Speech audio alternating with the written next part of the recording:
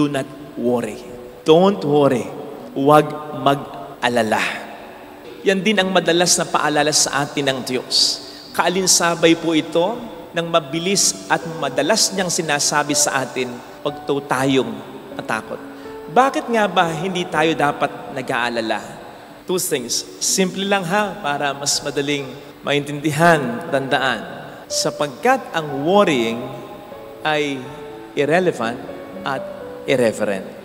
Irrelevant kasi hindi nga po mahalaga. Kanina, ni-research ko pa, kaya bahagya ako na late sa misa. Lagi kasi nating sinasabi, wala namang gamit yung appendix. Nakasasama lang. Dapat tinatanggal yan. Kanina, ni-research ko, meron palang gamit ang appendix. Hindi naman kasi yan ilalagay ng Diyos bilang parte ng katawan nating mga tao kung wala yang gamit. So, wag iisipin na ang appendix ay walang gamit.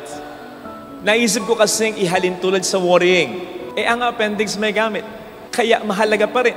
Ang worrying, wala talagang gamit. Nag-research pa ako uli.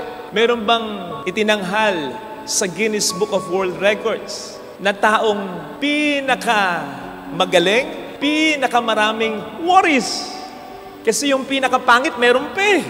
Pero yung pinakamaraming worries, wala. Kaya ang pag-aalala ay walang halaga. Sabi nga po ng isang quote, worrying is like sitting on a rocking chair. Tumba-tumba. It keeps you busy, but it doesn't get you anywhere. Doon ka lang. Sa lugar na yon, hindi ka lumalayo. So, we can worry all day, all night, all week, all month, all the days of our lives. Pero walang maidadagdag sa atin. Walang positibo. Puro pa nga negatibo. O sige nga, meron bang taong nagsabi sa iyo, Mars, alam mo yung problema ko sa pera, yung problema ko sa sakit, solve na. Paano na-solve? Inalala ko lang. Maghapon, magdamag, di nga ako natutulog eh. Tingnan mo nga ako. Hindi na ay bagsto eh. Nakikita mo sa mga mata ko, ay luggages na yan. Laging namamawi sa mga kamay ko, pati mga paa ko. Kasi kinakabahan ako eh. Kasi baka magkaganon, baka magkaganito. Laging mainit ang ulo ko. Laging nakakunot ang noo ko. Lagi ko nasisigawan ng asawa ko, pati mga anak ko. Wala na akong ginawa kundi mag-alala. Ay, effective try mo. Solve na problema ko. By the way, yun nga palang nagsabi niyan ay si Sisa. Kaya itry nyo rin nang pati kayo, maloka na. Walang ganun, Mars. Walang nadadagdag na mabuti ang pag-aalala. Puro pa nega. Kasi pag nag-aalala ka, malulungkot ka. Pag nag-aalala ka, hindi mo magagawa ang mga dapat mong gawin, ang mga dapat mong isipin. Mapapabayaan mo ang sarili mo, pati pakikipagkapwa-tao mo. Magkakasakit ka, mamatay ka. O di ba? Sabi ng ating Panginoon sa Matthew 6:27, may maidaragdag ba kahit isang araw sa buhay mo ang pag-aalala mo? Wala! On the contrary, dahil sa pag-aalala, marami ng buhay ang nabawasan ng hindi lang ng isang araw, baka isang taon, 2 taon at marami pang taon. Dahil sa pag-aalala, hindi nakadaragdag, nakababawas pa. Kaya hindi mahalaga. Lubayan yan. Huwag mag-aalala. Worrying is irrelevant. Ikalawa, hindi na mahalaga, masama pa. Bakit? Worrying is irreverent. Irreverence to God. Hindi paggalang, hindi pagrespeto. Ang taong nag-aalala ay parang nagsasabi sa Diyos, Lord, naniniwala ako sa iyo pero hindi ako nagtitiwala. Paano yun? Naniniwala kang makapangyarihan siya pero hindi ka nagtitiwalang gagamitin niya ang kapangyarihan niya pabor sa iyo? Naniniwala kang mapagmahal siya pero hindi ka nagtitiwalang mahal ka niya? Naniniwala kang mabuti siya, pero hindi ka nagtitiwalang i-apply niya ang kabutihan niya sa'yo, lalo na ngayong meron kang problema, insulto sa Diyos yun. Walang pagrespeto sa Diyos yun. Siya na nagsabi na napakaraming beses, huwag kang mag-alala, huwag kang matakot. Siya na nag-assure sa'yo na mas mahalaga kang dihamak sa milyong-milyong mga mayang pinapakain niya kahit hindi nanghihingi sa kanya ng pagkain ng mga maya. Siya na nagsabi sa iyong mas mahal ka niya at mas inaalagaan ka niya kaysa sa mga magagandang halaman na yung nakikita.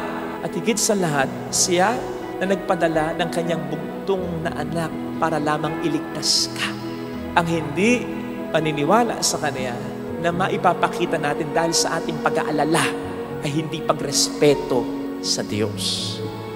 Father, anong magagawa ko? Siyempre, concern ko pa rin yung health ko. Concern ko pa rin yung kabuhayan ko. Concern ko pa rin yung kinabukasan ng mga anak ko. Hindi naman sinasabing hindi mo maging concern Ang sinasabi, yes, maging concern ka, pero alisin mo ang iyong pag-aalala. Ang concern kasi ay yung maisip mo paminsan-minsan. At iisipin mo lang siya kung kailan mo gustong isipin. Kasi meron kang mga ibang dapat gawin at ibang iisipin. Kasi may ibang buhay ka rin. Concern mo kasi, alam mo, aware ka. And you are dealing with it, much more you are praying for it. Pero yung worry, wala kang control. Ginagawa mong pagkain. Kung si Kristo, doing my Father's will is the food that sustains me.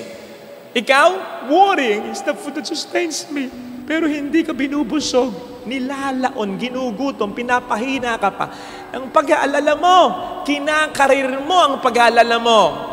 So sabi nga, when it comes to concern, we own our concern. When it comes to our worry owns us. Hindi dapat ganon. At ang sikreto doon ay yung sinasabi po sa 1 Peter 5:7. Ang sabi ni San Pablo sa 1 Peter 5:7, cast all your cares to God because He cares for you. Ibigay mo ang lahat ng concerns mo. Ibigay mo ang lahat ng worries mo. Ibigay mo ang lahat ng anxieties mo. Yung mga causes nito sa Diyos. Why? Because He cares for you. Father, ginagawa ko naman yun Kapag nagdarasal naman ako, sinusuko ko sa Kanya ang lahat. Ayun naman pala bakit ka pa rin nag-aalala? Kung binigay mo sa Kanya, bakit pag alis mo dito, dala mo pa rin yung mga isinuko mo sa Kanya? Ibig sabihin nun, hindi mo talaga binigay sa Kanya ang lahat. We are missing that most important word doon sa 1 Peter 5:7. All your cares, cast all of them. Hindi sinabing cast yung 99.9% cares mo. Hindi. Cast all your cares to Him. Lahat ibigay mo sa Kanya. Sapagkat sige ka, kapag yan ay hindi mo ginawa, nag-aalala ka na, sabi ko nga, ikakasala ka pa. Alam po ninyo, ang sabi dun sa mga naunang bersikulo, in fact, isang bersikulo lang. So 1 Peter 5:7, o ano yung po yung nauna? 1 Peter 5:6, ang galing. Ang sabi sa 1 Peter 5:6, ay magpakumbaba kayo sapagkat ang Diyos ay nalulugod sa mga mapagkumbaba samantalang sinasaway niya ang mga mayayabang. Something like that. It's about humility. Pagpapakumbaba. Magkadugtong po yan. Ang sabi sa 1 Peter 5:6, magpakumbaba. Ang sabi sa 1 Peter 5:7, cast all your cares to Him. Kaya, casting all our cares to God is humility. While carrying all our cares or some of our cares ay pride. Yung pagpapaubaya talaga sa Diyos ng lahat ay pagpapakumbaba. Lord, hindi ko kaya. Pero kaya mo ito. Alam kong tutulungan mo ako. Ula ngayon, hindi ko na masyadong aalalahanin ito. Isipin ko paminsan-minsan. Pero hindi araw-araw, hindi minuminito, hindi segundo. I'm casting all my cares to you. On the other hand, carrying even some of our cares, Lord, I got this. Kaya ko ito. Kaya ko ito. Kaya ba nga yan? Kaya, huwag po tayong masyadong nag-aalala. Hindi na yan mahalaga. Masama pa. Mamumroblema ka na. Hindi ka pa kalugod-lugod sa Kanya. Diba? Double suffering yun. Kinakailangan mo ng tulong. Hindi pa nalulugod sa iyo ang Panginoon. Ito sana ang ating makita, mga kapatid, sapagkat lahat tayo may mga alalahanin sa buhay. Ibigay natin ang lahat ng alalahanin na ito sa Diyos. Upang alalahanin man natin ay paminsan-minsan lang, sapagkat alam natin, ito ay inaalala at ginagawa na ng paraan para sa atin ng Diyos.